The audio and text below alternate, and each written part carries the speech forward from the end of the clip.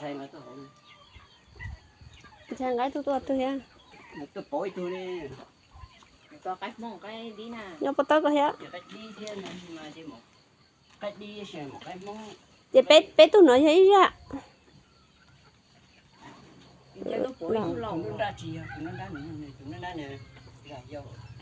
Tôi đá này ra dầu. Tôi có ý. Nó nói là tôi chỉ chú Loại đi. tù nè. Loại tù dầu nó. Ê tôi có ai bởi tôi đó tôi nói á. Tù có lầu tù dầu nó mình gì xem là cái lầu tù.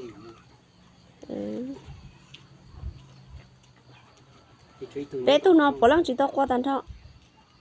Qua tù bị to tới qua lại. Tôi tới ít bự tao có qua vậy à. Nó qua là cũng chịu qua chứ cái qua to.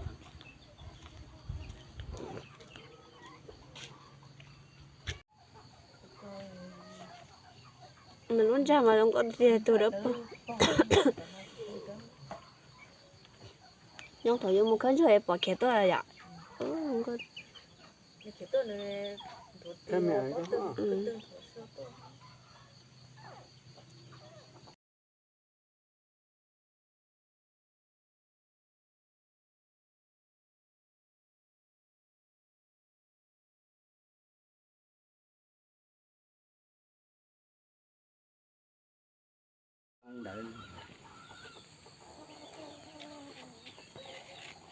Cái nông cái cũ cho nó là cái đi của trong cái cũ Trâu tu, xa tu. gì tu tỏ sang tỏ Tu tỏ tới chim mùa để chị tỏ thấy. chuyện nha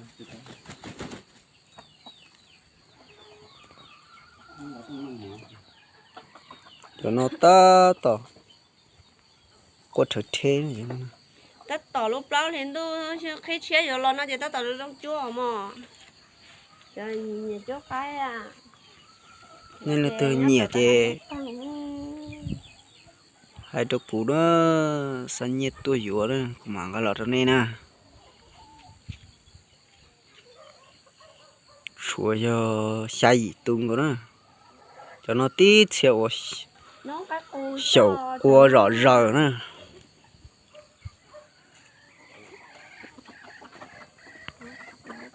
xa tu gì tôi đâu tôi bắt tao tới tôi bắt tao chứ.